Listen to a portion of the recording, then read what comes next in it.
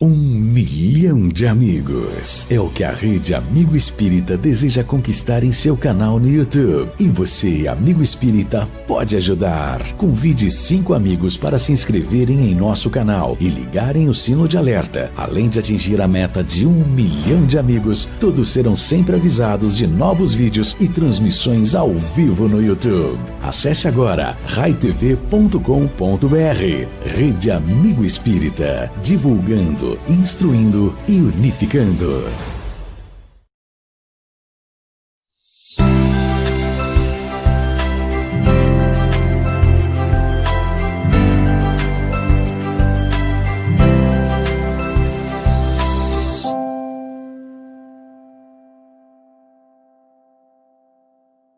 Gostaria de aprender mais sobre a doutrina espírita? Sim, mas de forma organizada e sistematizada. Baixe o aplicativo Kardec Play no Google Store ou App Store e se inscreva. Cosme Massi e o IDEAC esperam por você.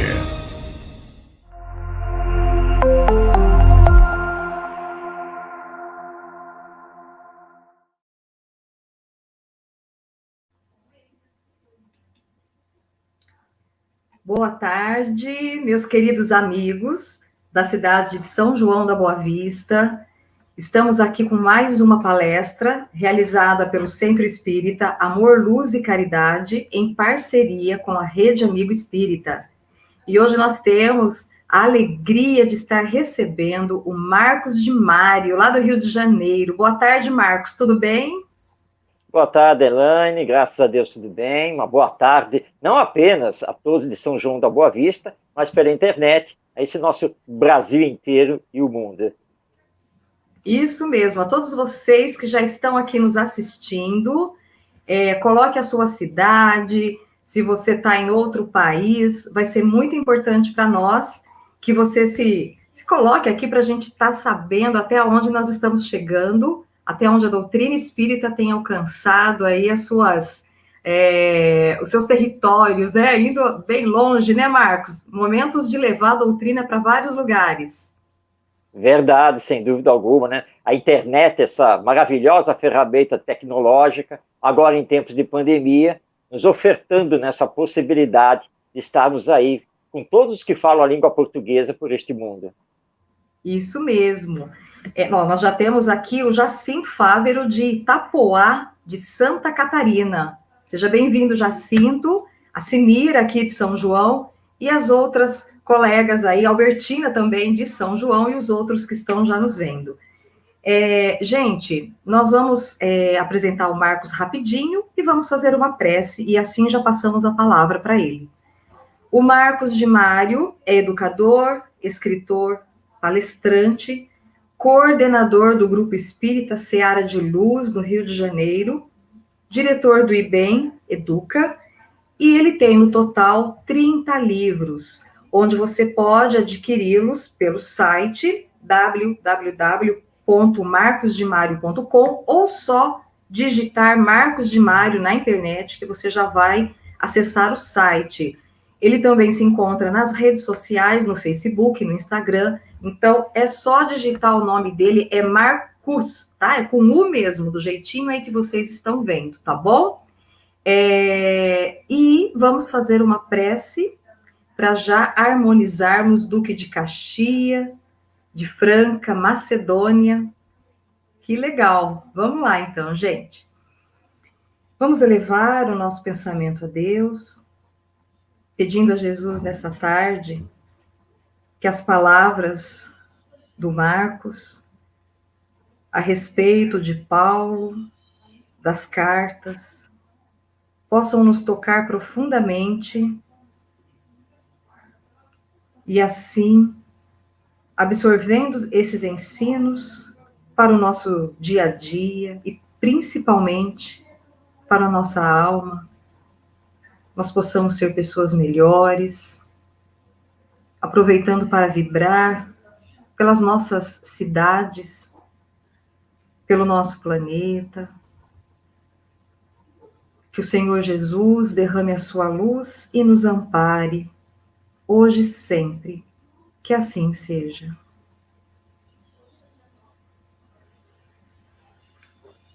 Muito bem. Então, como eu já falei, né? Hoje o Marcos vai falar sobre Paulo de Tarso e as cartas, e nós vamos ter a alegria de ouvir sobre Paulo, que eu sou muito fã, né? Vamos ver o que o Marcos traz, as cartas do Evangelho que Paulo escreveu.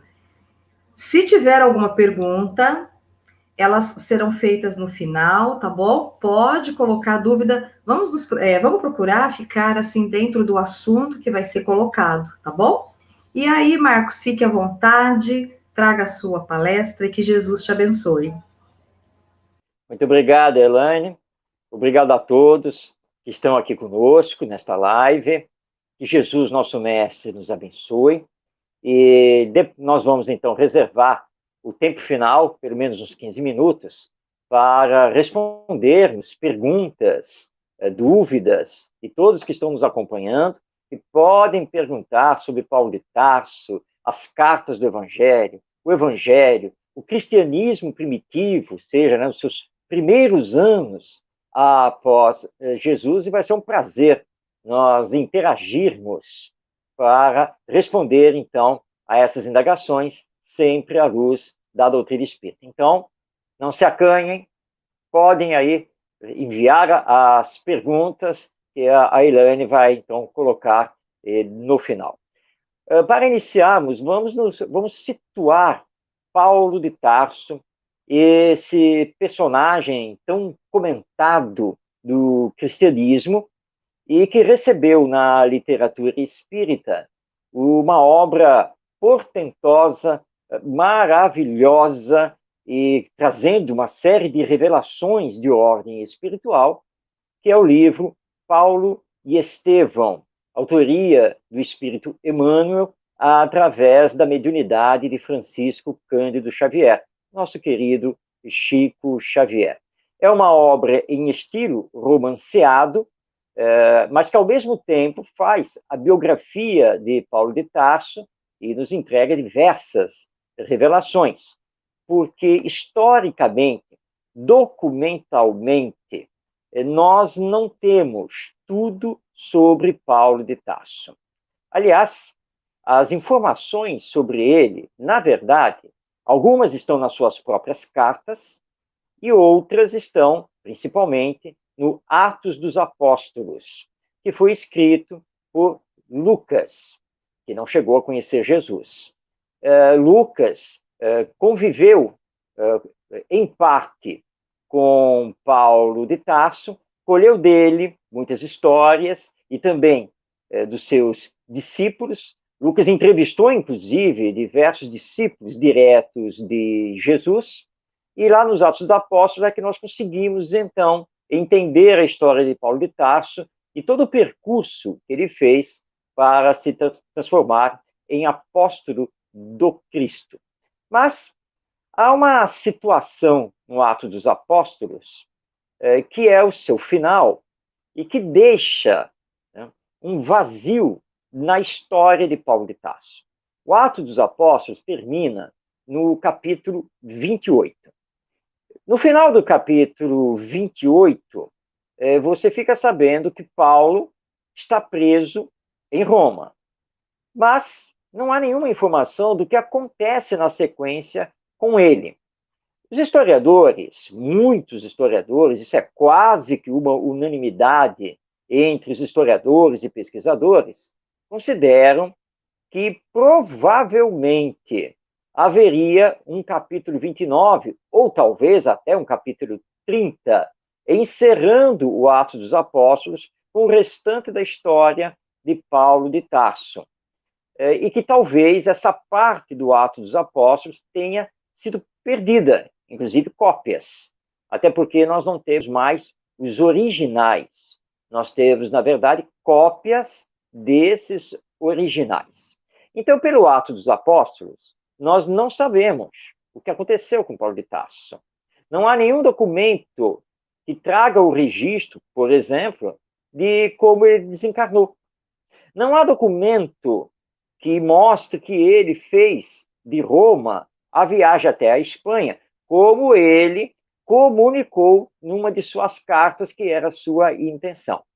essas informações nós vamos ter com Emmanuel no livro Paulo e Estevão, onde vamos ficar sabendo que, sim, ele teve a prisão relaxada, ele pôde viajar, foi para a Espanha, e de lá ele teve que retornar, porque Pedro, que também havia se deslocado para Roma, havia sido preso. E aí, então, Paulo retorna a Roma, a capital do Império Romano, para salvar Pedro. E, na sequência, ele novamente é preso e é levado, então, à morte através da decapitação. Essa decapitação, por vários outros documentos, aceita-se historicamente que ela deverá mesmo ter acontecido. Mas nós temos a confirmação através de Emmanuel. Nós, espíritas, temos informações que os historiadores não possuem, porque nós temos as revelações espirituais através de médiuns como Chico Xavier, nosso Divaldo Franco e outros. Mas vamos situar, então, aqui Paulo de Tarso. Paulo foi contemporâneo de Jesus. Nasceu na cidade de Tarso com o nome Saulo. Então, ele era conhecido como Saulo, Saulo de Tarso. Naquela época, entre os judeus, porque Saulo era um judeu, eles não costumavam utilizar nome de família. Quer dizer, o sobrenome normalmente era ligado ou à profissão que se exercia, ou à cidade onde se havia nascido, onde se vivia. Então, ele ficou conhecido como Saulo de Tarso. Então, Saulo, aquele que é da cidade de Tarso. Tarso era uma cidade romanizada, e por ele ter nascido em Tarso e sua família viver ali, ele recebeu também a cidadania romana. Todo aquele que nascia na cidade de Tarso automaticamente recebia cidadania romana. Então, ele era um judeu, de uma família judia, que vivia em Tarso, e então ele tinha, por assim dizer, uma dupla nacionalidade. Ao mesmo tempo que ele era judeu, ele era também romano. Ele foi educado dentro da lei mosaica, e logo cedo mostrou uma grande inteligência, muita vivacidade, e foi encaminhado pela família, para Jerusalém. Jerusalém, a capital da Judéia, lá da Palestina, a terra prometida por Deus ao povo de Israel, porque lá em Jerusalém, os doutores da lei se concentravam lá através do Templo de Jerusalém.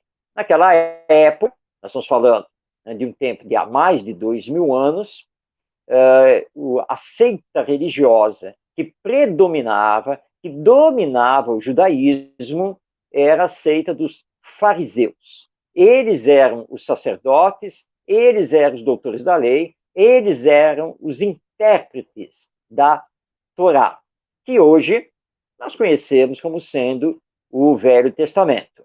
Embora a Torá tenha, na verdade, mais coisas, porque tem também os livros das interpretações da lei mosaica e de toda a história do povo de Israel. Então, Saulo vai para Jerusalém, onde ele passa a viver, onde ele vai estudar nas escolas rabínicas para se tornar um doutor da lei. Durante esse tempo, porque calcula-se que Saulo tenha nascido no ano 5 da era cristã, ou seja, ele foi contemporâneo de Jesus, mas não conheceu o mestre. Ele nunca esteve com Jesus, não cruzou com Jesus. O que ele vai conhecer é o cristianismo nascente através dos discípulos de Jesus.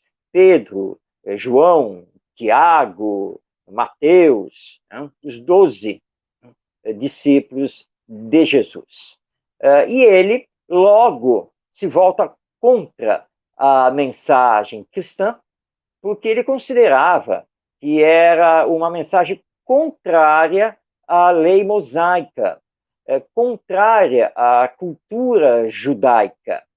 E os judeus naquela época, principalmente os doutores da lei, não tinham em boa consideração Jesus, por alguns motivos.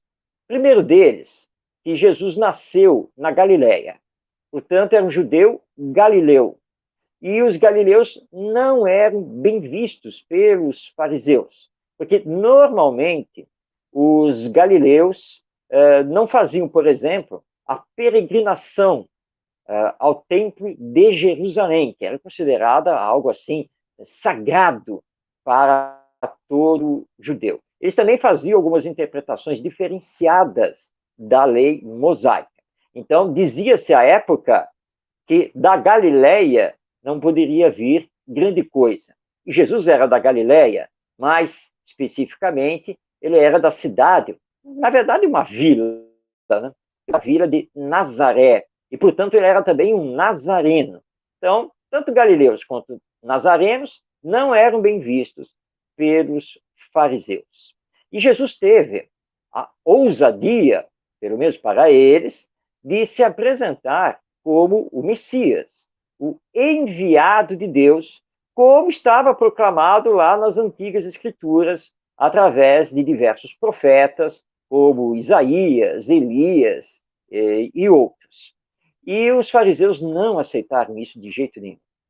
O Sinédrio, que era o colégio religioso dos judeus, e que tinha poder administrativo, não tinha só poder religioso, tinha poder administrativo sobre todos os judeus, e que era formado então pelos fariseus, ele logo se voltou contra Jesus e fez de tudo para prendê-lo, que acabou conseguindo, até levá-lo então à crucificação, que foi realizada pelos romanos, porque pela lei os judeus não podiam realizar esse tipo de julgamento, nem esse tipo de condenação, somente os romanos. Por falarmos nisso, é bom também nós entendermos que os judeus nunca aceitaram o domínio romano sobre Israel, porque eles haviam se assentado na Palestina como sendo, então, a Palestina a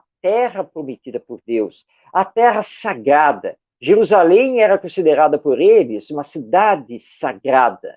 Então, aqueles ímpios, gentios, impuros, idólatras dos romanos haviam invadido a Palestina, haviam colocado o seu jugo sobre os judeus.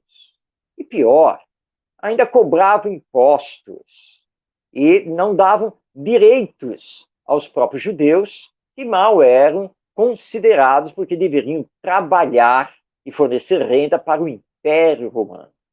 Então, a Palestina estava efervescente naquela época, numa guerra surda contra o Império Romano e numa guerra religiosa por causa desse cristianismo nascente e que havia trazido a mensagem do amai-vos uns aos outros, do perdoar as ofensas, da necessidade de nascer de novo, nada mais é do que a lição da reencarnação e, portanto, da imortalidade da alma. Veio trazer a mensagem do Deus bom, justo, misericordioso. E Paulo, até então Saulo, ele está no meio disso lá em Jerusalém. Muito bem visto pelo Sinédrio, preparando-se para ser o doutor da lei, ele se incumbe, ele se coloca a missão de combater o cristianismo. Para combater o cristianismo, ele precisava combater os cristãos, os seguidores daquele profeta, quando muito, chamado Jesus, e que estava perturbando a religião judaica. Ele começa, então, essas perseguições, nunca admitindo nada que fosse relacionado a Jesus, até que teve o famoso encontro com Estevão, e esse encontro está narrado no Atos dos Apóstolos, e Estevão acabou sendo o primeiro mártir do cristianismo, porque Saulo o levou a apedrejamento em praça pública, aventando as regras da lei mosaica. Mas isso fez com que ele levasse também um choque a nível pessoal, porque ele perde a sua noiva, que ele vai descobrir que a noiva, na verdade, era irmã de Estevão, mas essa é uma narrativa que está apenas para nós espíritas, que se encontra no livro Paulo e Estevão. Abigail, a sua noiva, não é citada por Lucas nos Atos dos Apóstolos. E aí, finalmente, ele resolve ir para a cidade de Damasco, onde havia também um núcleo cristão bem florescente, e havia um médium, que eles chamavam na época de profeta, que era Ananias, e que estava sendo muito falado. Então, tem uma carta de apresentação do Sinédrio para poder fazer a perseguição aos cristãos em Damasco. Quando ele está se dirigindo para lá, nós temos a famosíssima cena do encontro dele com Jesus na estrada de Damasco, em que ele se arroja ao chão, com aquela luz imensa do mestre, pergunta: quem és, Senhor? E recebe a resposta: eu sou Jesus, aquele que você persegue. E aí ele adentra Damasco e acaba sendo socorrido por Ananias.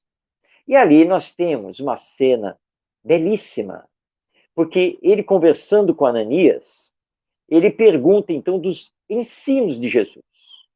Como ele poderia ter acesso aos ensinos do mestre, ao chamado evangelho? Ananias então pega um rolo de pergaminhos e entrega a Saulo.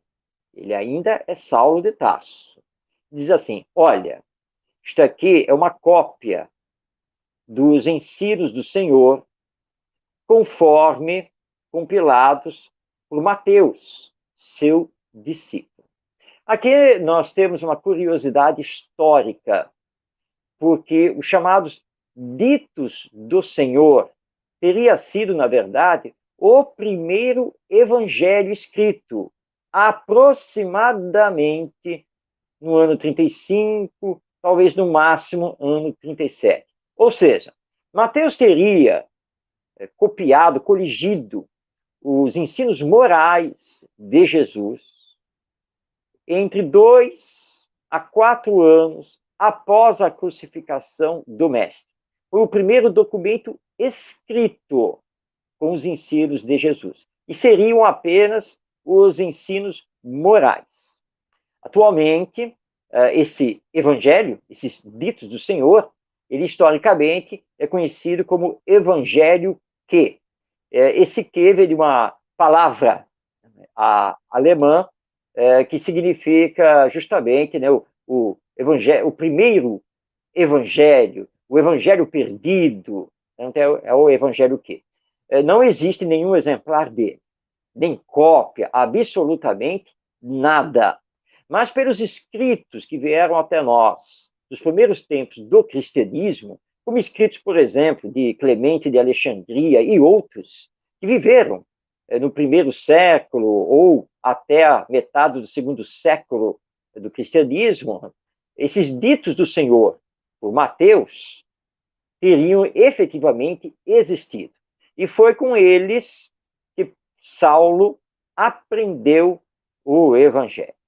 Até que ele vai se transformar no Paulo de Tarso. Mas ele tem uma caminhada enorme. Foram anos se transformando. Paulo de Tarso é para nós um grande exemplo de autoconhecimento e autoeducação. Um grande exemplo de reforma íntima, de transformação moral, de perseguidor dos cristãos, perseguidor ferrenho, que não media consequências. Ele vai passar a ser apóstolo de Jesus. Levou anos para isso. E ele teve que lutar muito contra as suas raízes farisaicas, judaicas, que eram muito fortes nele, para compreender o Deus de amor, para compreender a fraternidade, a solidariedade, para combater em si todos os preconceitos, de todo tipo, todas as discriminações. E depois de uma segunda luta, ser aceito pelos discípulos de Jesus. Isso foi um desafio enorme para ele, que ainda se chamando Saulo, teve a coragem de ir se apresentar em Jerusalém. Abatido, adoentado, porque ele foi escorraçado pela família, foi basicamente apedrejado pelos amigos, ele foi classificado como louco, né, por estar defendendo aquele nazareno, né, Jesus. Ele perdeu tudo na vida, menos a fé. E com essa fé ele vai até Jerusalém.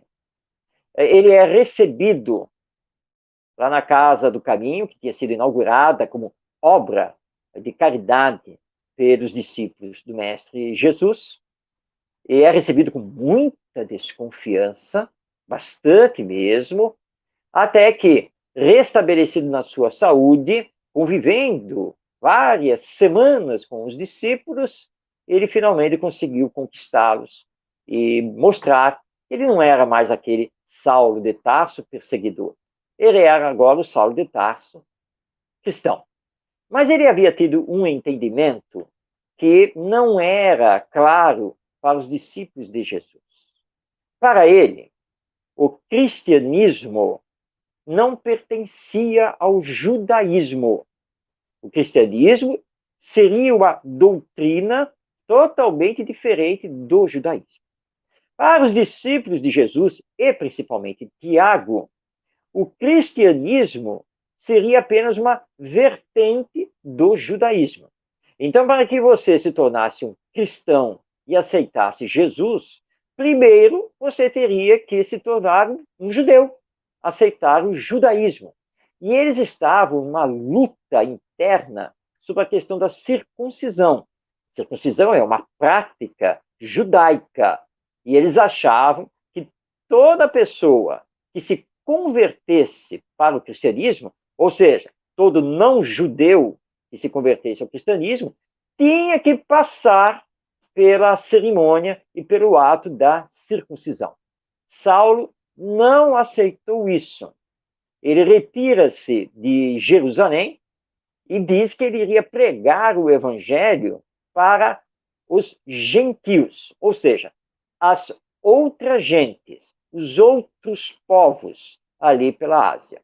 Ele, então, primeiramente, vai para Antioquia.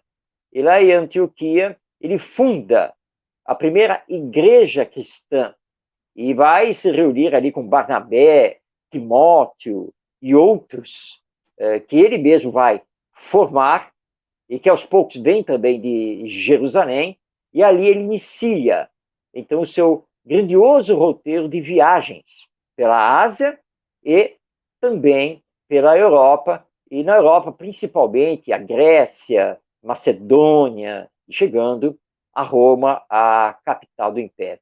Vamos recordar aqui que viajar naquela época não tinha nada a ver com o que fazemos na atualidade. Todos eles eram muito pobres, então viajavam normalmente a pé. Viajavam solicitando sempre auxílio, ajuda, e Saulo, ainda Saulo, fazia questão de trabalhar para ter o seu próprio sustento econômico, financeiro, onde ele estivesse. E assim ele fez, com todos os seus aprendizes, que vão se tornar apóstolos também, para que eles também realizassem isso. Então era sob sol e chuva, poeira, violência, podendo ser assaltado, e aliás ele foi assaltado mais de uma vez, e as viagens duravam meses, eram muito longas, eram difíceis, mas ele foi intimorato, espalhando a mensagem do Evangelho e fundando núcleos cristãos nas vilas e nas cidades onde a sua palavra era aceita. Ele trabalhou muito ao lado de Timóteo, ou podemos dizer o contrário, que Timóteo trabalhou muito ao lado dele, que vai então se transformar em Paulo de Tarso. Segundo o que diz o nosso Emmanuel, insere-se isso também lá nos Atos dos Apóstolos. Mudar o nome foi uma sugestão de Lucas. Paulo queria muito escrever também o Evangelho, e ele queria escrever o Evangelho através das memórias, principalmente de Maria, a mãe de Jesus. Mas com todas as viagens, com toda a pregação, as coletas para os mais pobres, ele não teve tempo. Então ele recomendou a Lucas que estacionasse um tanto quanto em Éfeso, porque lá em Éfeso estavam sediados João Evangelista e Maria, na respectiva igreja cristã, e foi Lucas que acabou entrevistando tanto Maria quanto João. Lucas entrevistou Pedro também, provavelmente, lá em Roma, e foi assim, então, que Lucas conseguiu escrever tanto o seu evangelho, né, o Evangelho segundo Lucas, quanto também o Atos dos Apóstolos. Pois bem, a vida então seguiu, os anos passaram, e Paulo, então, retornou a Jerusalém. Mas quando ele retorna a Jerusalém, a cidade estava conflagrada perseguição contra os cristãos. A Casa do Caminho estava ali correndo muitos perigos, já tinha sido, inclusive, invadida, e vários discípulos de Jesus tiveram que sair lá de Jerusalém, alguns, inclusive, foram presos. E Paulo acaba sendo preso. Mas, curiosamente, ele não foi preso pelos judeus. Paulo teve a coragem de, no templo de Jerusalém, fazer uma pregação sobre os ensinos de Jesus. E, claro, que os judeus não aceitaram e criou-se um tumulto para prendê-lo e ele ser apedrejado. Acontece que, na época, o Templo de Jerusalém era ligado por uma passarela à Torre Antônia, que era o palácio do governador romano. E o Templo de Jerusalém ficava sob vigilância dos soldados romanos. O oficial da guarda, quando viu o tumulto que aconteceu no pátio dos gentios, ou seja, onde qualquer um podia entrar, ele então invade com a guarda o pátio dos gentios do Templo de Jerusalém, cerca Paulo para tentar saber o que estava acontecendo e evitar ali o linchamento. Quando Paulo percebe a situação e o oficial da guarda chega a ele e pergunta quem ele é, ele então se identifica como cidadão romano, nascido em Tarso. Ora, se ele é um cidadão romano, ele precisa ser protegido. Essa era a lei do Império Romano. Então ele é retirado do pátio do Templo de Jerusalém, levado para a passarela, e aí já é território romano. Mesmo assim, ele solicita ali da passarela continuar a sua pregação. O oficial, com muito receio, o permitiu, mas aí o tumulto se generalizou, os judeus ameaçaram invadir a passarela, então ele retira Paulo e leva para dentro do palácio, onde ele então vai ser julgado ali, e ele percebe que o Sinédrio, politicamente, está atuando nos bastidores para pegá-lo, ou seja, para que o governador romano o entregasse aos doutores da lei do Sinédrio. Então o que ele faz? Como cidadão romano, ele apela ao imperador, apela a César. Naquela época, quando um cidadão romano fazia esse tipo de apelo, o seu processo e ele mesmo tinham que ser enviados para Roma. Então, assim, foi feito. Ele é, então, escoltado, levado de Jerusalém para Cesareia de Filipos, onde ele fica preso aproximadamente uns 2 anos, até que finalmente é feita a viagem para Roma. E aí ele se vê numa situação muito difícil, porque ele não podia mais viajar, ele não podia mais visitar os núcleos cristãos, não podia mais orientá-los e nem podia mais fundar outros núcleos. Ele estava preso pelo Império Romano. O que fazer? Conta Emmanuel, no seu livro Paulo e Estevão, que, então, ele recebe inspirações espirituais, os seus discípulos também recebem essa inspiração, e aí, então, é dito a ele, bem, escreva. Você não pode mais viajar, não pode mais estar presencialmente, mas você pode escrever.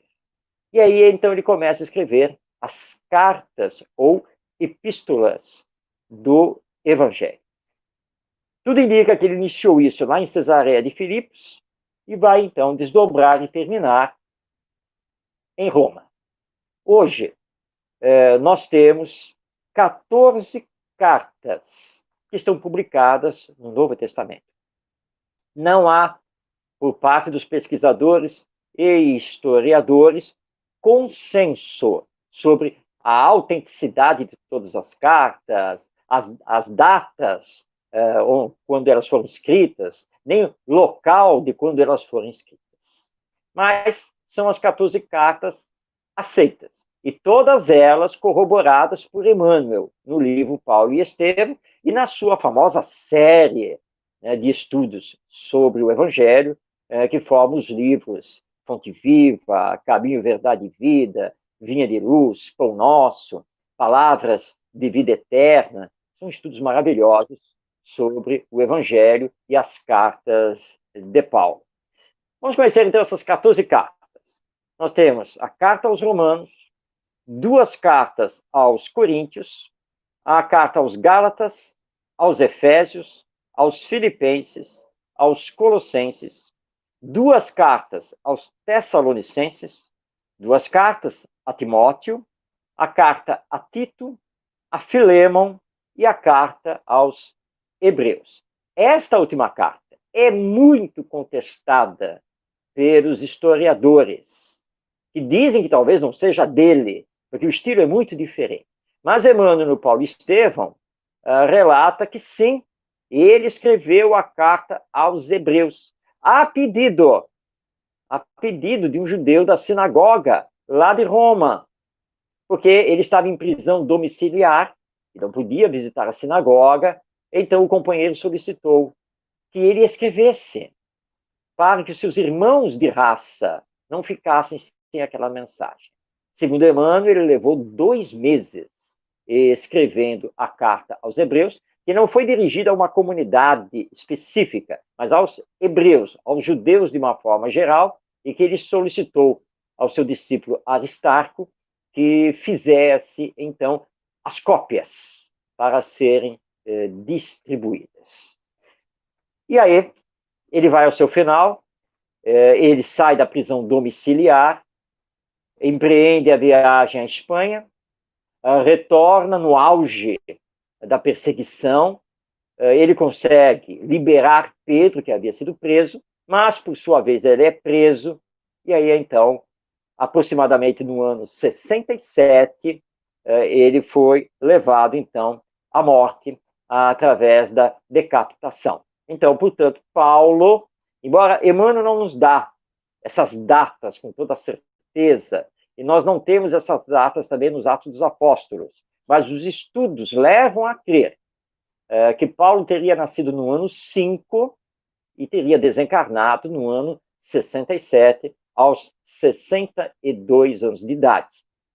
E dos ensinos, os diversos ensinos que ele nos traz, que são maravilhosos, nós vamos destacar um que está aqui na carta aos Gálatas, que está no capítulo 2, versículo 20, quando ele diz: já não sou eu que vivo, mas é Cristo que vive em mim. E Paulo podia dizer isso, com toda certeza, com toda a razão, porque ele não era mais ele. Em todas as cartas, ele abre as cartas, sempre dizendo: Paulo, apóstolo do Cristo, vivendo no Senhor. E aí vai fazendo toda a sua saudação. E é em todas as cartas, ele sempre coloca Jesus acima dele e Deus, como Pai, acima dele, de Jesus e de todos. E ele passa a ter uma identificação muito grande com Jesus, ao ponto dele viver apenas e tão somente pela mensagem do Evangelho, para esclarecê-la, para viver pelo Evangelho, para divulgar o Evangelho, e sempre falando da caridade, da fraternidade, o tempo todo nas suas cartas, e sempre esclarecendo que Jesus não se confunde com Deus. Deus é o Pai e Criador. Jesus é o Filho, é o enviado, é o nosso irmão. E que ele, então, já estava encerrando a carreira, como ele diz a Timóteo, e podia dizer, então, que já não era mais ele que vivia.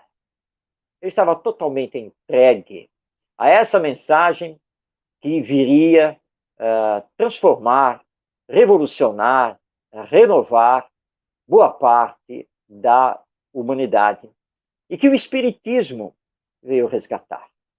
Espiritismo como cristianismo redivivo, resgatando também Paulo de Tarso, que não é simplesmente um personagem da história cristã.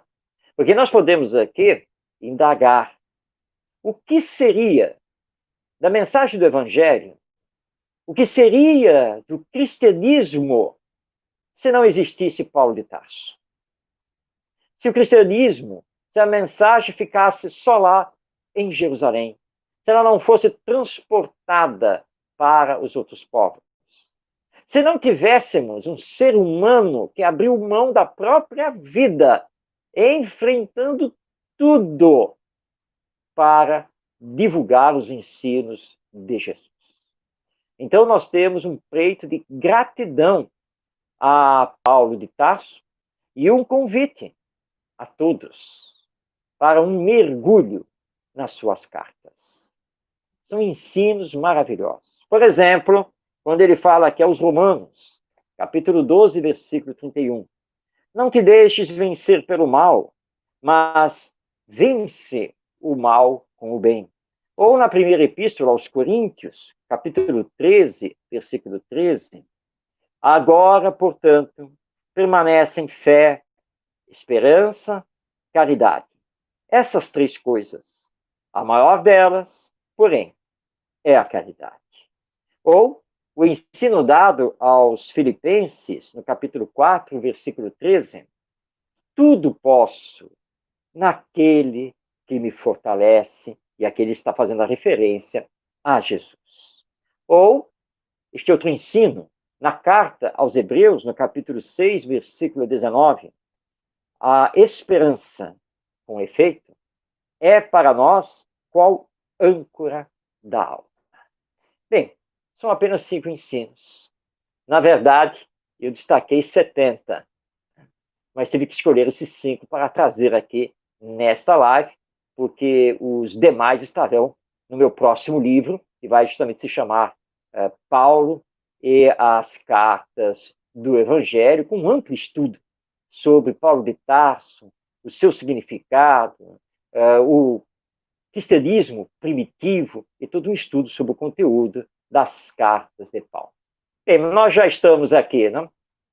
Já para a última parte da nossa live. Então, Elaine, vamos abrir agora para você e, claro, para todos aqueles que estão nos acompanhando, para podermos aí responder às perguntas que, porventura, tenham surgido durante este tempo. Nós tivemos uma pergunta aqui do Daniel. Ele colocou, Marcos, segundo Emmanuel, por Paulo de Tarso não poder estar orientando as igrejas fundadas em conflito, de difícil deslocamento, Jesus teria lhe dito para escrever cartas evangelizando sob a supervisão do espírito de Estevão? Bom, vamos lá, foi muito bem colocado. Tá? Essas são informações do nosso Emmanuel, né? No Paulo e Estevão. Informações essas, vamos também aqui esclarecer, que os pesquisadores, os historiadores não aceitam. porque eles teriam que aceitar a imortalidade da alma, a vida após a morte e a comunicabilidade de desencarnados com encarnados.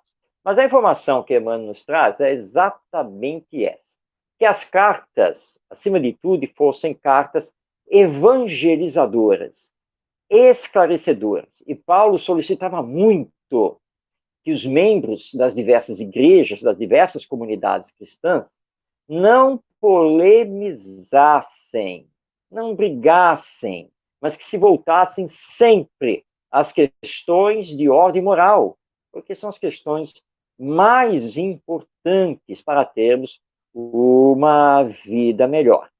E ele recebeu essa inspiração, e eu posso dizer aqui que foi até mais do que inspiração, porque em várias cartas fica muito claro nos escritos de Paulo que ele conhecia a mediunidade e que ele lidava assim com os espíritos, e que nas igrejas cristãs nascentes lá do cristianismo primitivo do primeiro século, a mediunidade era largamente utilizada. Inclusive, no final das reuniões, que eram reuniões confraternativas, reuniões de estudo, em que se ouvia a palavra do Evangelho, era normal ceder a palavra aos espíritos, no ato, né, que eles chamavam, na época, né, do Espírito Santo. Ou seja, que hoje nós conhecemos como os médiuns recebendo a palavra dos espíritos dos desencarnados. E Jesus, então, designou Estevão, aquele mesmo, que foi lapidado, apedrejado por Paulo, quando Paulo ainda era Saulo. Ele designou Estevão para que, então, esse espírito ficasse como um guia espiritual de Paulo de Tarso. E Estevão, por assim dizer, caminhou com Paulo de Tarso o tempo todo até o final da sua vida, o inspirou, alicerçou a sua fé nos momentos mais difíceis e dolorosos. E não só Estevão, porque nós temos que colocar Abigail, a ex-noiva, que também desencarnada, também passou a trabalhar junto a Paulo de Tarso. Então, é verdade isso. Ele recebeu a inspiração de Jesus, recebeu o auxílio dos espíritos superiores e, mais diretamente, de Estevão, o primeiro mártir do cristianismo. Toda essa informação está lá no livro Paulo e Estevão, do Emmanuel, através do Chico Xavier. O Daniel também fez umas colocações de algumas frases, como você fez aí, do Paulo, né? Porque não faço o bem que quero, mas o mal que não quero, esse eu faço. Todas as coisas me são lícitas, mas nem todas as coisas me convêm. E é interessante, né, Marcos, que essas frases, muitas a gente usa no dia a dia, como se fossem ditados, né? Às vezes a gente fala verdade, assim, velho. Tudo me é lícito, mas nem tudo me convém. E muitas pessoas não sabem a origem, nem quem disse isso. Muito interessante. É verdade. E quem disse foi Paulo, né? Nas suas cartas. Essa que ele fala, né, que nem sempre ele consegue realizar o bem que ele quer, mas às vezes acaba realizando o mal, ele sabe que ele repete isso em mais de uma carta, porque ele se colocava muito humildemente, enquanto ser humano, encarnado que ele era. E ele pede insistentemente nas cartas que não o endeusem, mas somente a Jesus. Então ele se diminui, né, e mostra também o quanto ele continuava a lutar consigo mesmo para se espiritualizar. Então é um grande exemplo para nós. Outra frase muito famosa e que inclusive virou música: ainda que eu falasse as línguas dos homens e dos anjos e não tivesse amor, seria como um metal que soa. Essa é linda, né? Vira letra de música. Depois tem uma outra que: examinai tudo, retende o bem. A ninguém imponhas precipitadamente as mãos, nem participe dos pecados alheios, conserva-te a ti mesmo puro. Você vê que em todas as cartas tem vários, você disse que tirou 70, mas eu acredito que tem muito mais ensinamento ainda dentro das cartas, não é? É verdade, Elaine. É que para escrever o livro, você Sim. tem que sintetizar, tá? Mas que dá vontade de transcrever a boa parte do conteúdo, com certeza. Mas é um livro sobre as cartas, né, e sobre Paulo. Não é o livro que vai copiar as cartas. E não é um exercício dos mais fáceis para fazer, porque na medida que você está lendo e relendo e fazendo anotações, a mão começa lá a tremer e você quer marcar essa passagem, mais aquela frase, mais aquela outra, e essa é importante, mas aí você tem que parar e falar, calma, daqui a pouco, de uma única carta, eu vou ter 20, 30 frases, não pode fazer um livro desse jeito. E aí você tem que ir selecionando para aquelas mais importantes, e o meu critério foi a importância moral, né, do ensino, da frase. Que Allan Kardec também compreendeu isso quando escreveu o Evangelho segundo o Espiritismo. Lá na introdução, Kardec é muito claro, né, que o Evangelho segundo o Espiritismo é um evangelho que estuda, na teoria e na prática, somente os ensinos morais de Jesus. O resto não. Milagres, se fez isso, se deixou de fazer aquilo, se aconteceu, se deixou de acontecer, porque o mais importante são os ensinos morais. E nós, espíritos, temos que nos precaver disso, porque nós precisamos focar nos ensinos morais. Isso é tudo, para podermos melhorar a sociedade humana, e nos melhorando, e quando retornarmos ao mundo espiritual, retornarmos com a consciência mais tranquila, porque nós vamos olhar para o nosso anjo da guarda.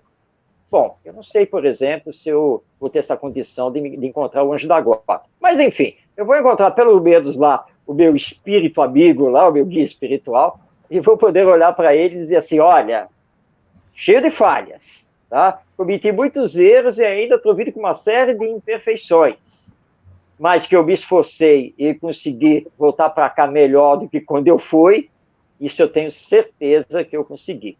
Mas nós só vamos ter essa certeza se estivermos fazendo os esforços dentro do campo moral, dessa nossa transformação. Então, Paulo é o nosso grande exemplo.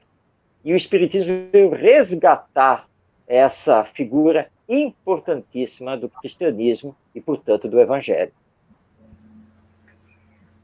O Marcos, tem uma passagem lá no Paulo Estevão de um diálogo entre Gamaliel e o Saulo, logo após a morte do Estevão. Pedro pede que o corpo de Estevão seja entregue para eles poderem fazer, né, toda a despedida, que fosse sepultado dentro das origens judaicas, onde Estevão e Pedro comungavam do mesmo pensamento. Só que, assim, nesse diálogo, o Saulo se sente ofendido por Gamaliel, porque Gamaliel coloca que ele, resolvendo isso, vai se retirar, então, de Jerusalém, vai sair dali.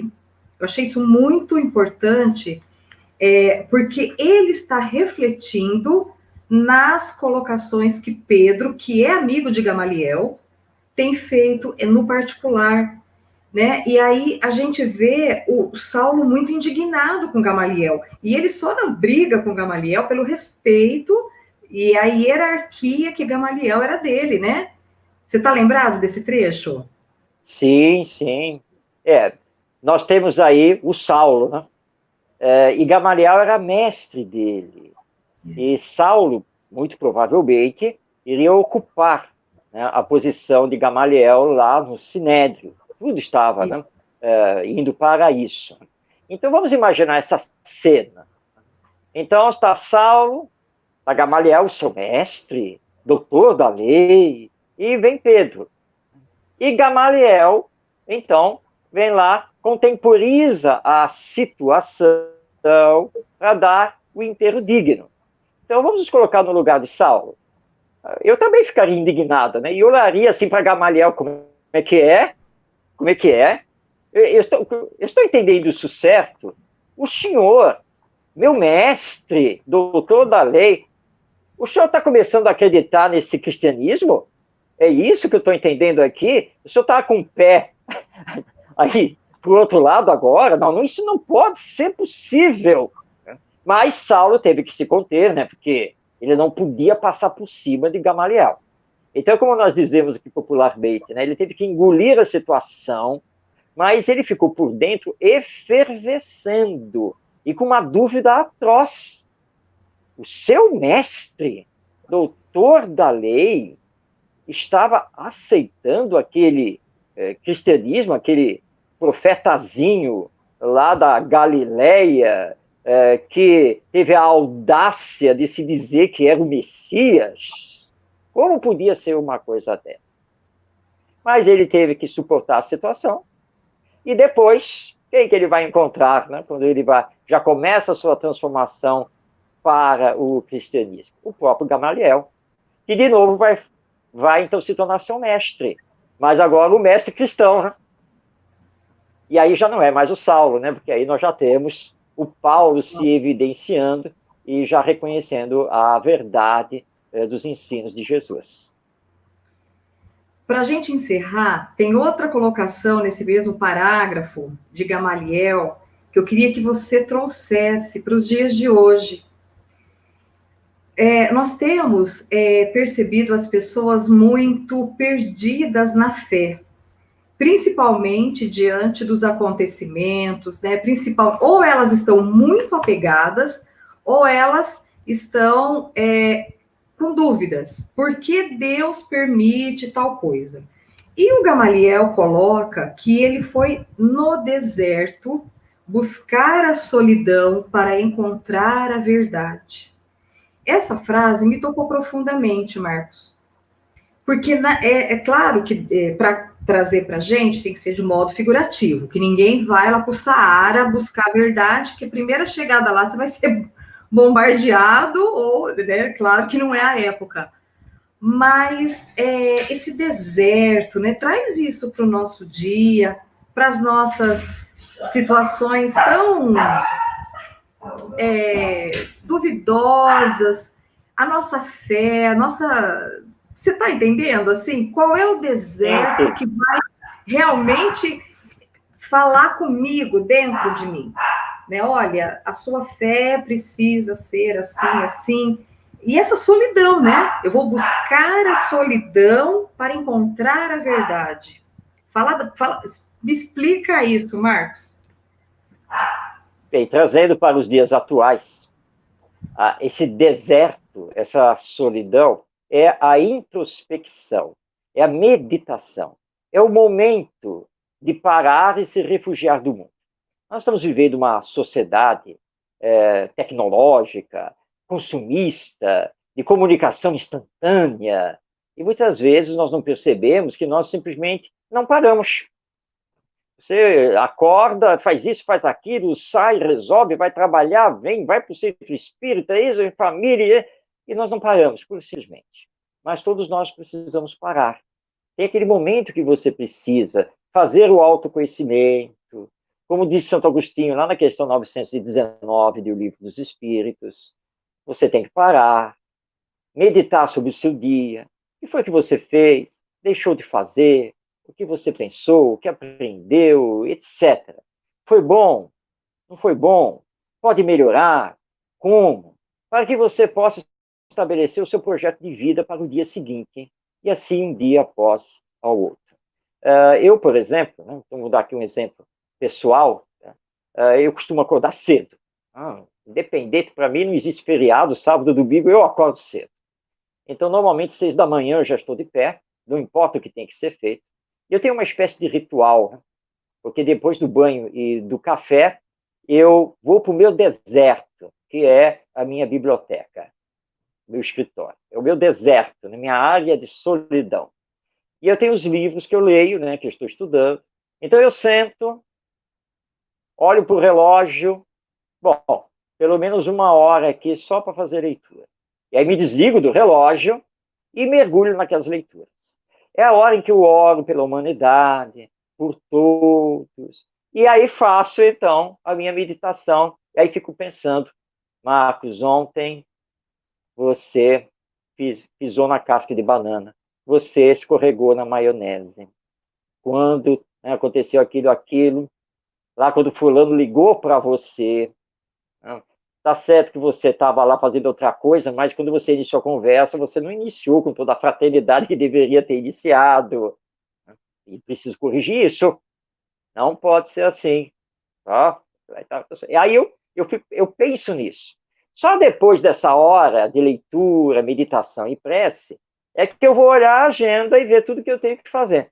E aí vou começar o meu dia de trabalho. E eu não sou e nunca fui um madrugador. Então eu encerro o meu dia, não, 5 da tarde, mais tardar 6 da tarde, porque tem as atividades espíritas, se bem que hoje, né, com a pandemia aí online, não tem mais horário praticamente. Mas tem o grupo espírita, tem os nossos estudos online, então eu vou me ligar com isso, a própria família e assim por diante. Então, nos dias de hoje, claro, como você muito bem colocou, Elane, nós não vamos viajar lá para o deserto do Saara, não precisamos ir para o Nordeste, lá para Caatinga, né, para meditar, não é nada disso que Paulo estava falando, mas que nós precisamos ter esses momentos. Paulo não, né, o Gamaliel. Nós precisamos ter esses momentos de solidão íntima, para meditar, para orar, avaliar a sua existência e aquilo que você ainda precisa se trabalhar, então, que é o relacionamento, tá? Intrapessoal, eu comigo mesmo, e o relacionamento interpessoal, eu com os outros. Qualquer um de nós pode fazer isso. Como? Se disciplinando. Tem que ser disciplina. Você tem que se disciplinar. E quando você se disciplina, para você ter esses momentos, você acaba incorporando isso. É o bom hábito. E você faz. E quando eu estou viajando, por exemplo, eu faço, não deixo de fazer. Eu estou lá no aeroporto sentado esperando a chamada para o voo, eu estou fazendo também.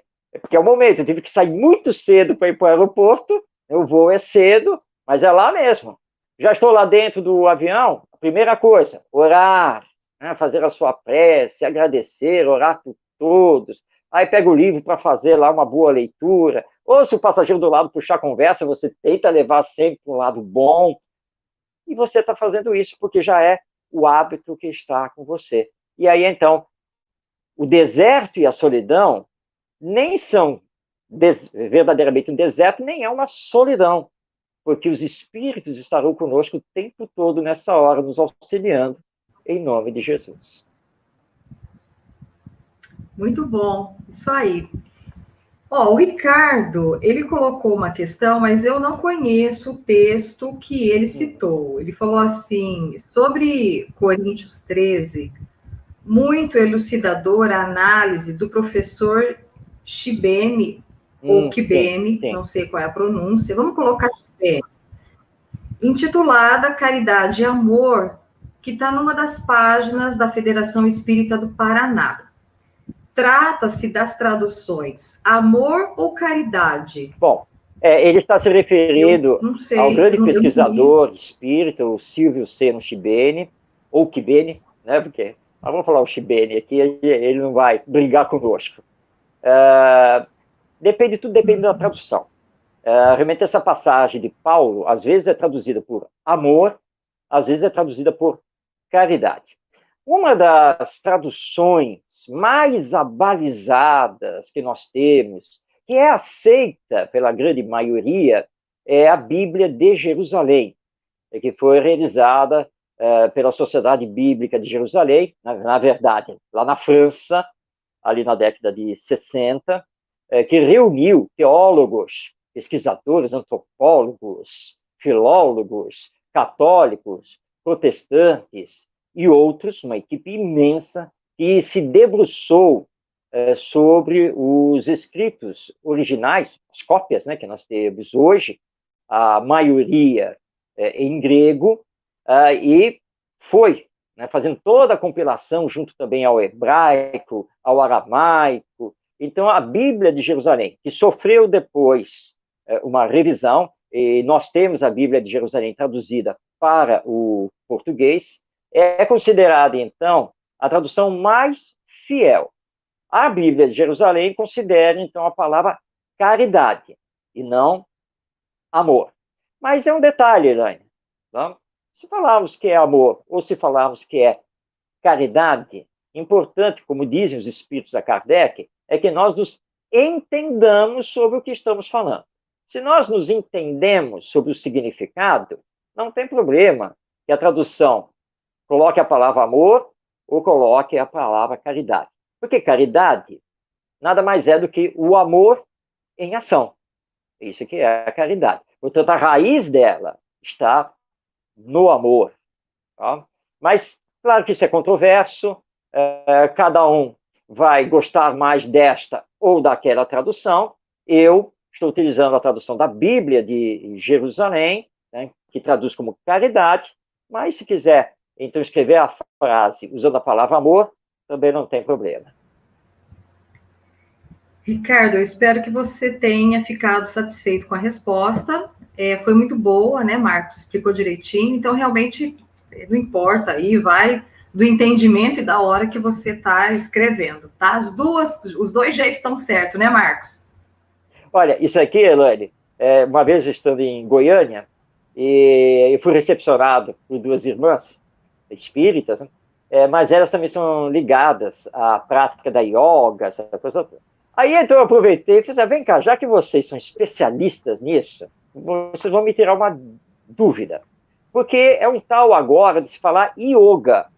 Mas eu sempre falei yoga. Afinal de contas, é yoga ou é yoga? O que está certo disso daí? E aí elas me deram toda uma explicação, voltando lá à raiz, e para chegar à seguinte conclusão. Na tradução para a língua portuguesa, yoga e yoga estão corretos. Tanto faz. Tá? Isso mesmo. E às vezes nós brigamos por causa disso, né? Mas não tem por que brigar. Tanto faz falar yoga quanto yoga, é isso mesmo. Tá? Os Tanto dois faz. corretos. Então, olha, nós não vamos aqui brigar por causa do amor e da caridade, não é mesmo? Imagina, né? Bom, a última pergunta aqui, da Marinalva. Marcos, esse deserto não seria dentro de cada um de nós? Sim, é exatamente o que eu falei aqui, né? Que é o deserto da introspecção, da meditação, que ninguém pode fazer isso por você. Né? Só você consigo mesmo. É exatamente isso. Muito bem. Gente, nós vamos precisando encerrar, já tomamos aí mais de 1 hora do Marcos. Agradecidos, né, pela presença, por ele ter aceitado esse convite, fechando já o ano praticamente aqui com a gente. Na próxima quarta, nós vamos ter o Gustavo Gandolfi de Araraquara. O tema do Gustavo é Jesus e seus ensinos à humanidade.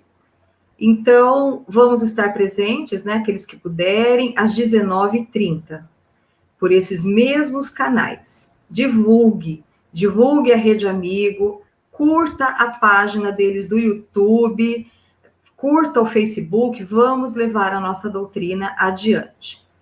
Marcos, suas últimas palavras. Elaine, eu agradeço a você pelo convite carinhoso, a todos de São João da Boa Vista, e lembrando que nós espíritas precisamos cada vez mais nos ligarmos às lições do Evangelho, tendo Jesus como nosso mestre, como nosso guia, como nosso modelo, e olharmos para os primeiros cristãos, destacando-se Paulo de Tarso como grandes exemplos daquilo que nós temos que ser e daquilo que podemos ser se fizermos todo esse esforço da nossa transformação moral. Não percamos nunca a esperança dos dias melhores. Deus é nosso Pai, nada acontece por acaso. Jesus, como se diz, está no leme.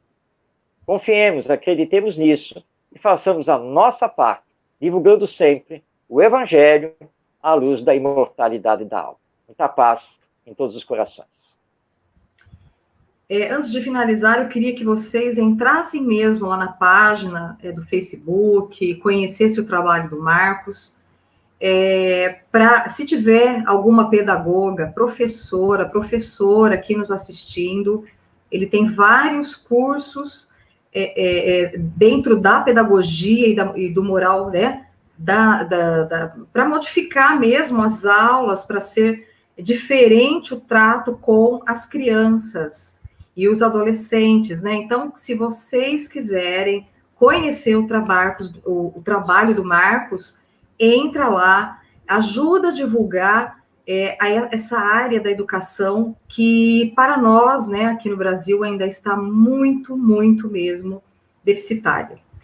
Se o Marcos me permitir, eu vou encerrar lendo a prece que Abigail fez quando Estevão estava desencarnando, e aí a gente já encerra. Marcos, muito obrigada, que Jesus te abençoe muito, você e sua família. Muito obrigado. Senhor Deus, ótimo, obrigada eu. Senhor Deus, Pai dos que choram, dos tristes, dos oprimidos, fortaleza dos vencidos, consolo de toda dor. Embora a miséria amarga dos prantos de nosso erro, deste mundo de desterro, clamamos por vosso amor. Nas aflições do caminho, na noite mais tormentosa, vossa fonte generosa é o bem que não secará.